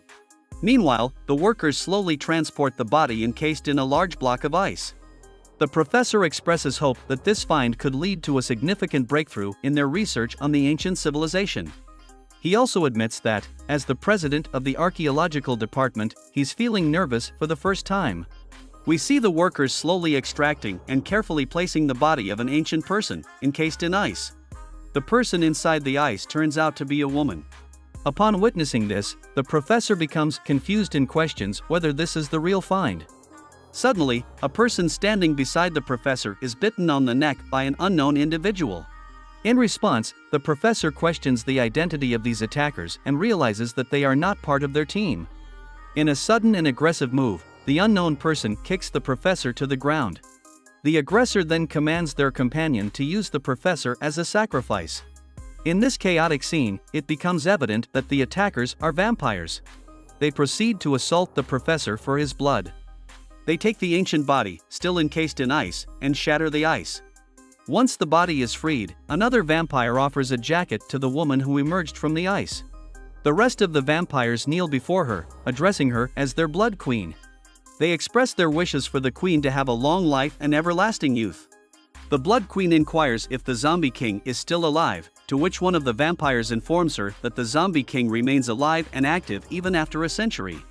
The vampire adds that the Zombie King, after previously causing the downfall of human civilization, is now coexisting with humans and is even reconstructing his clan. Upon hearing this, the Blood Queen declares that she will not allow herself to be defeated by the Zombie King again. In Guangzhou province, within the academy headquarters, we find the Zombie King enjoying his coffee when he's informed of an incoming call. Inside the headquarters, a gathering of people can be seen. In a laboratory, there's a person tied to a table, screaming. Upon witnessing this, Violet questions the identity of the screaming person, expressing her astonishment as she's never encountered such a phenomenon. Zhang Lanka also remarks that the person doesn't resemble that of a zombie. The person on the table, with bloodshot eyes, is restrained by several individuals as they continue to scream. It's explained that according to the database, this person is a member of an exploration team from a neighboring province. They were discovered near the North Pole, and their province's leader who accompanied them is currently missing. Despite being classified as an ordinary person, this individual managed to injure two of their presidents when they attempted to apprehend him. Hearing this, Violet suggests the need to involve a professional. Soon after, the Zombie King is brought to the headquarters in a car. As he exits the vehicle, he's greeted by soldiers. He's then escorted inside the headquarters where other presidents have gathered. The Zombie King is greeted by the president of the Iron Club Academy, who extends a handshake that the Zombie King accepts. The Iron Club president asks if the Zombie King was responsible for capturing Professor Jamie, to which the Zombie King confirms his involvement. A smug Iron Club president, Ing, comments that the Zombie King is just another sidekick. However, the Zombie King appears content to be able to interact with humans in this manner, expressing that he's now halfway to achieving his goal. The others in the room seem to hold the perception that the Zombie King is weak and question the rationale behind appointing him as president. However, there's a scene where the gang appears afraid of the Zombie King's presence. The gang quickly hides behind a wall, mentioning that he wouldn't have come if he knew the Zombie King would be there and would have preferred to stay home instead. The Zombie King is led to the location where the person is tied to the table. A scientist queries if he can identify the type of monster the person is. The Zombie King responds that he doesn't even know his own age, so how could he possibly know what kind of monster the restrained person is? However, his attention is drawn to the bite marks on the person's neck, triggering a memory. Violet asks if he has discovered something, and in that moment, the restrained person screams at the Zombie King. Yet, upon seeing the Zombie King's expression, the person becomes visibly nervous and begins sweating. The Zombie King finds this reaction intriguing. He recalls that the bite marks on the person's neck are indicative of the Blood Tribe. Suddenly, a powerful explosion occurs right in front of the Zombie King, causing others outside the lab to be thrown back. The previously restrained person appears even more frightened now. The Zombie King remarks that they could have sworn that the Blood Tribe had gone extinct already. As the explosion clears, the disoriented individuals outside struggle to regain their composure. One of them queries whether the Zombie King had suddenly exploded. Ing expresses confusion over the situation. Both Violet and Dawn are seen on the ground, shielding themselves with their hands. Meanwhile, the Zombie King has transformed into his second form. He finds the scenario interesting, expressing disbelief since he is certain that he has eradicated every last member of the Blood Tribe. He seizes a vampire by the neck, demanding to know the whereabouts of Little Red. The vampire reacts with panic, bursting into tears and pleading for mercy. He confesses that he doesn't know and begs for his life, explaining that he had only turned into a vampire the previous day. The Zombie King reverts to his original zombie form. Ing questions whether the Zombie King truly is a mere sidekick, expressing disbelief and asserting that it's impossible. Witnessing these extraordinary events, Gang, who is hiding behind a wall, laments that he should have stayed home. The Zombie King emerges from the room, and Dawn inquires about his well-being and whether he has discovered anything. She asks him about the Blood Tribe he mentioned earlier. The Zombie King advises everyone to exercise caution, mentioning that these recent days have been unusual due to the Blood Tribe. However, he abruptly stops before revealing more, stating that he forgot what he was about to say. Violet exclaims at the Zombie King, questioning if his brain doesn't function properly after reverting to his normal self. The Zombie King responds that he genuinely forgot and assures them he will remember next time. Observing this interaction, Ing remarks that, in the end, the Zombie King is truly a sidekick. As the Zombie King glances at Ing, the latter quickly averts his gaze nervously. We find ourselves in an alleyway where rain is falling. The Blood Queen and another vampire are seated there. Passers-by mistake them for beggars and offer money, commenting on how cities were supposed to be well managed by the government, questioning why beggars like the Blood Queen and her companion are still on the streets. One of the girls with the Blood Queen advises her not to lower herself to their level. However, Lan Lingu notices the money on the ground and promptly picks it up. Observing their conditions, the Blood Queen questions why she was even brought back if they've fallen to such depths. The girl responds, explaining that she doesn't comprehend the difficulties they faced for the past 1,000 years. She recounts how when the Zombie King turned her into a dried corpse, they could only watch from afar. Subsequently, the Zombie King initiated the extermination of their entire tribe. To escape his grasp, they had to play dead, and under his threat, they couldn't reveal themselves for a millennium. Regardless of their location in the world, they stayed hidden from both humans and zombies. The girl informs the Blood Queen that they haven't left the cramped alley for 1,000 years, and even Lan Lingu has regressed mentally. Hearing this, the Blood Queen concludes that her revival is futile. She asserts that she wasn't a match for the Zombie King back then and is even less capable now. She laments her inability to harm him in any way. However, Lan Lingu disagrees, stating that they've recently acquired crucial information. They've found someone who can potentially make the Blood Queen invincible. Intrigued, the Blood Queen inquires about this person's identity. Lan Lingu reveals a picture of Professor Jamie to the Blood Queen. We find the Zombie King with Ing and Violet. They are overseeing Professor Jamie and his subordinates, who are restrained and seated in chairs connected to a pillar. The Zombie King questions why they haven't simply killed Jamie. Violet explains that they can't do so yet. First, they need to locate all the hidden experiments and research Jamie intended to use against them. Second, they believe Jamie has numerous spies among their ranks, and using Jamie can help expose and eliminate these spies. The Zombie King raises concerns about Jamie escaping, but Ing dismisses that possibility, noting Jamie's current confinement. Ing suggests that they all go to the prison where Jamie is held to see for themselves. They take a helicopter to the state-of-the-art prison constructed specifically for Jamie. Ing details its impressive features. The prison is built into a mountain, extending over 3,000 meters deep with 1,500 floors, and guarded by 100,000 armed personnel. As they descend in the elevator, Ing continues, mentioning rocket launchers, anti-aircraft guns, laser cannons, and various other defensive mechanisms. He emphasizes that this is just the beginning and describes the significant security measures on each floor, including presidents and chiefs guarding every 1,000 floors. Ing also reveals that a bomb is attached to Jamie, with the power of the explosion exceeding 10,000 tons of TNT. If anyone approaches Jamie or attempts to free him, the bomb will detonate, resulting in their deaths. Hearing these details, the Zombie King becomes uneasy, sweating, and feeling a sense of secondhand shame due to the humans' extreme actions. He quickly departs the prison, wishing good luck to the others and announcing that he's leaving first. Meanwhile, in a distant alley, the Blood Queen and her companions watch a live video of Ying's explanations. They are shocked and frightened to hear about the extreme measures the humans have taken. They refer to the humans as disgusting for resorting to such actions. In the prison, Ing informs Violet that he forgot to mention that Chen was going to Zhang City for an inspection.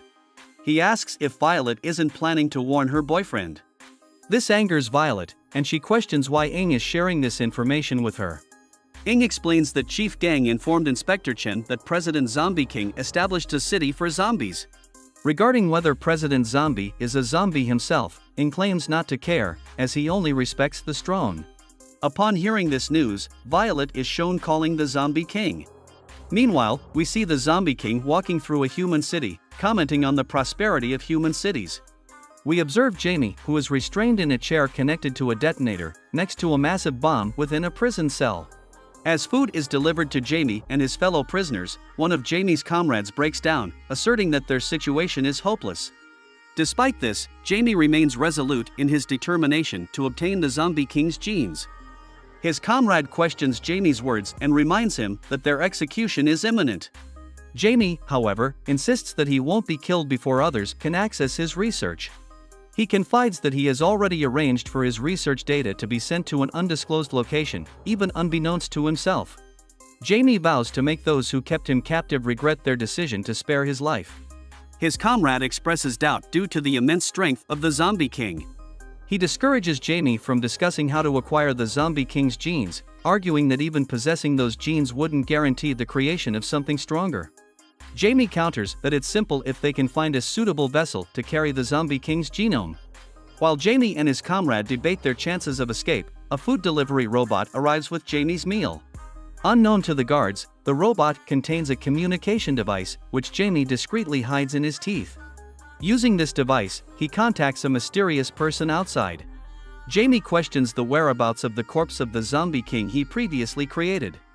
The person informs Jamie that the corpse is stored in Dr. Yin's laboratory on the 200th floor, guarded by 2 chiefs. Jamie instructs the person to follow his guidance and ensure the proper safeguarding of the vessels. Amid the city, as the zombie king walks, he receives a phone call from Violet. She urgently informs him that there's something he needs to be aware of.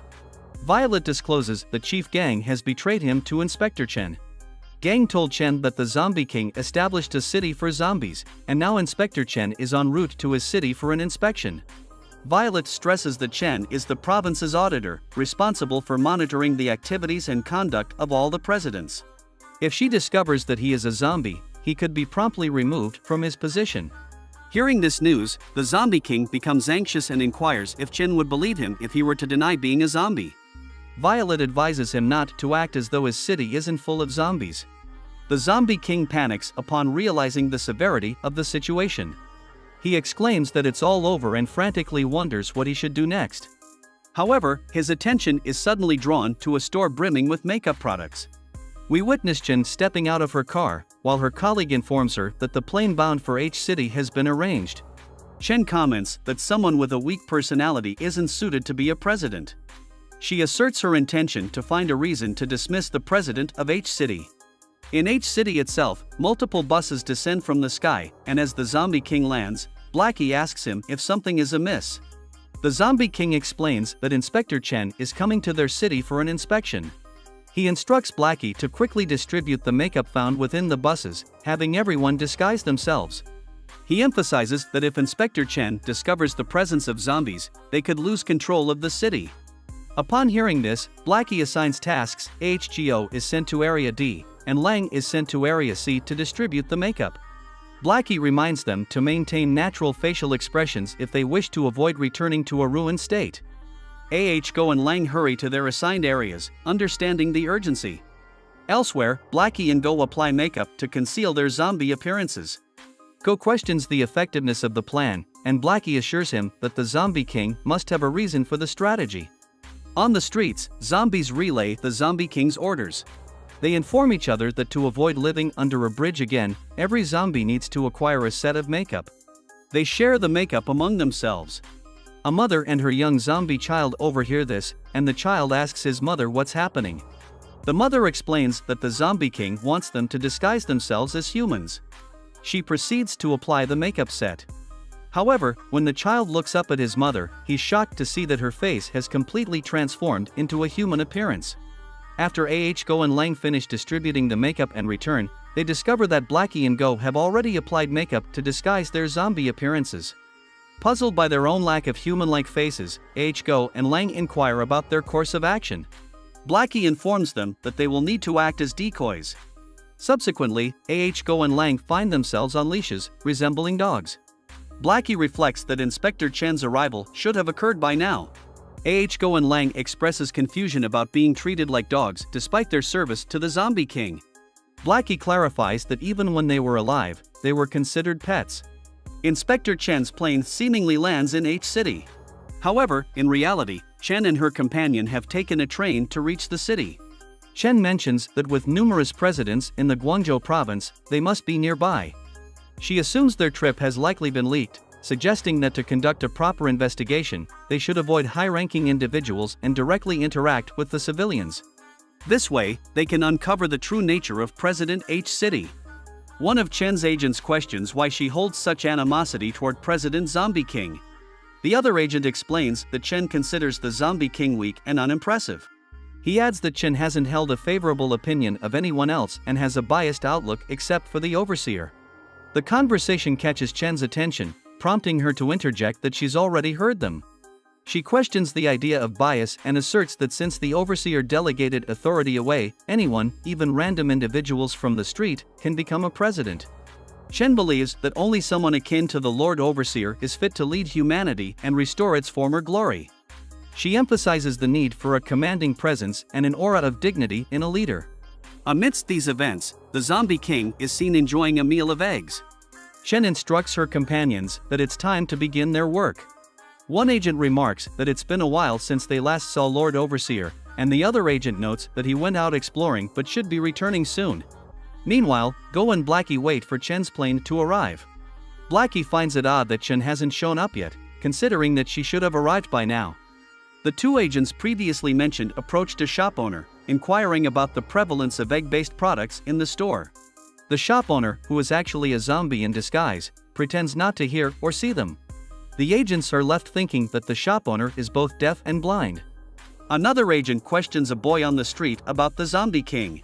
The agent asks if the Zombie King attempted to oppress them. The boy responds that the Zombie King treats them well. Not only did he provide them with free housing, but he also gave them free eggs every month. However, as the boy speaks, his arm suddenly falls off. In response, the boy quickly retrieves his arm and runs away, claiming it's just a prosthetic arm. As the agents witness this, they are left bewildered. Chen exclaims that there isn't a single rational person in the entire city. She expresses disbelief at encountering humans behaving as irrationally as zombies. Chen believes that the Zombie King constructed the city for eccentric and insane individuals. She instructs her comrade to record everything, suggesting they can use this as evidence to remove the Zombie King from his position. In another room, the Zombie King sits in the corner near a window, watching. Go approaches a nearby soldier and inquires about the situation. The soldier responds that he doesn't know either, explaining that the Zombie King began acting strangely after eating his meal. The Zombie King started mumbling and shaking. Go becomes concerned and grabs the soldier, asking if anything was added to the Zombie King's food. The soldier assures Go that he doesn't know and that they prepared spicy scrambled eggs for the Zombie King because he mentioned being hungry. The soldier questions why this would be an issue. The scene shifts to the Zombie King, now transformed into his second form. It's explained that the spiciness of the chili acted as a stimulant, causing the Zombie King to enter a berserk mode that could last for at least a month. Go contacts Blackie to inform him that the Zombie King ate spicy scrambled eggs and conveys the troubling situation. Blackie is shocked to hear this, having believed he had removed all the chilies. Go asks Blackie what they should do now, but Blackie admits he's uncertain. Fur chimes in, asking if the Zombie King will attack the inspection team. Blackie considers it highly likely. Meanwhile, Chen and her team are preparing to leave, concluding their inspection. Unexpectedly, a truck descends from the sky, and the Zombie King lands on top of it. Chen falls to the ground, bewildered, and questions what's happening. The Zombie King announces that he will give Chen a city tour. The other agents are left perplexed by the sudden event and wonder who the person who landed on the fallen truck is. Chen also questions the identity of this newcomer. The Zombie King responds by asking how Chen could forget him so quickly and declares that he is the Zombie King, the very person they've been searching for. This revelation leaves everyone shocked. Chen comments that she could have sworn he didn't look like this. The Zombie King hops down from the truck and explains that he's simply removed his mask. As he approaches Chen, she warns him not to come any closer. The Zombie King states that since Chen made the effort to come all this way, he has prepared a special gift for her. Snapping his fingers, he presents a plate of the finest canned spicy eggs and encourages her to enjoy them. He assures her that they don't consume humans. Multiple people appear with canned spicy eggs on a plate, further emphasizing the Zombie King's statement. The Zombie King lifts Chen by her collar and takes her with him. He informs her that they are in a school zone with little to see, suggesting a change of venue. Holding Chen, the Zombie King leaps into the air, astonishing the agents with the force of his jump. They wonder how he managed to jump so high, but one agent urges the other to stop staring and start pursuing them. Simultaneously, the Zombie King's comrades also follow him. We witness the Zombie King and Chen landing on a building's rooftop. The Zombie King, gripping her clothing, proceeds to show her H-City. He shares that the city spans over 2 million square meters and continues to open up land for development. He elaborates on the diverse workforce, including white-collar workers, public-listed companies, construction workers, and a multitude of other professions. He mentions their ongoing plans for expansion and highlights their substantial tax contribution to Guang Prefecture, generating billions of revenue daily. Chen is clearly panicked by the situation. Subsequently, the Zombie King jumps from the rooftop with Chen in his grasp, despite her pleas to be let down. He states that he will now talk about law and order. He drags Chen through a pedestrian crossing, explaining that they always abide by traffic rules and regulations and that no one can defy them. However, a truck driver's legs fall off, preventing him from hitting the brakes. The truck is about to collide with the Zombie King and Chen. Reacting swiftly, the Zombie King kicks the truck aside, causing it to crash into a skyscraper. This shocking display leaves the agents in utter disbelief. Chen assumes that the Zombie King has caused the truck driver's death, but he assures her that it's impossible. He emphasizes that his subordinates are immensely powerful and would never allow harm to befall citizens. Eventually, the agents catch up to the Zombie King. He hands Chen over to them, expressing his understanding of why she came. He informs her that he's allowing her to leave alive today, firmly asserting that this city belongs to him and that no one can impede his actions. He questions if Chen comprehends his message. We observe one of the agents suggesting to his friend Guang that they should head back because his legs are feeling a bit numb. Guang raises the question of whether the Zombie King is even human and expresses disbelief at whether humans are capable of such extraordinary feats. They support Chen by holding her up on their shoulders. One of them comments that compared to their department head, the Zombie King's actions are even more ruthless. He questions who spread the idea that the Zombie King was weak, emphasizing that the Zombie King should be removed from his position. The Zombie King interjects, telling them they can leave since he's not offering free entertainment, and warns them to depart before he changes his mind. However, Chen stops the Zombie King and admits that he has managed the city fairly well. Yet, she asserts that a president should possess not only administrative skills but also combat prowess. Her statement shocks all of the Zombie King's subordinates. She challenges the Zombie King, stating that she hasn't seen if he truly can protect the city and its inhabitants. The Zombie King's subordinates attempt to silence Chen, but it's too late. The Zombie King asks Chen if she wants to witness his abilities and agrees to demonstrate his power. The scene transitions to a beach where Go expresses a sense of foreboding. The Zombie King stands near the water while the others watch. Chen questions the Zombie King's intent in bringing them to this location. Go tells Chen that whatever transpires next is solely her responsibility and has no bearing on them. Chen questions the Zombie King's actions, and suddenly, rocks start to swirl around them. The Zombie King undergoes a transformation into his human form, leaving Chen and the agents astonished and wondering what has happened to him. The waves in the ocean intensify, and one of the agents remarks that he can sense a shift in the air. The other agent wonders aloud about the Zombie King's intentions. Suddenly, the Zombie King leaps from the ground, creating an immense shockwave that propels Chen and the agents backward, causing them to fall. As the Zombie King vanishes from their view, Guang asks where he went. Go hands a telescope to Chen, and as she peers through it, she witnesses the Zombie King standing on the surface of Saturn, leaving her questioning the reality of what she's seeing. The agents express their disbelief, deeming the situation too abnormal and asserting that the Zombie King cannot possibly be human. Amidst the astonishment, the Zombie King prepares to strike. He thrusts his fist toward the ocean, sending shockwaves that reverberate across the world. The impact generates massive tsunamis in all directions, even reaching the reaches of space. Go manages to create a protective zone on the ground for their safety, yet they still feel the tremors caused by the punch. Simultaneously, the shockwave's effects reach the headquarters, triggering alarms. Violet inquires about the situation, and it's announced that a level 12 tsunami has been detected. Faced with such a catastrophic event, Violet ponders if the world is on the brink of destruction. The headquarters level 1 defenses activate, preparing for the worst. Eventually, the Zombie King lands back on Earth and questions if Chen has seen enough. What lies ahead for them as they venture into this mystical world? What do you think will happen next? Don't forget to hit the like button, comment if you want to continue this series, and don't forget to subscribe. Thank you for watching.